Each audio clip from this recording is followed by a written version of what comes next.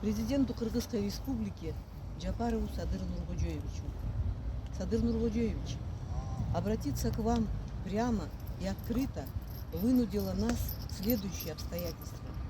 Недавно к вам обратился председатель ООО «Айкөл Тазаком» Усупви Черембаев с просьбой вернуть Бакиева и потребовать с него выкуп фунт за тех, кто был убит и ранен по приказу Бакиева в те кровавые дни. Этот поступок вызвал недоумение, гнев и возмущение всех жертв апрельских событий.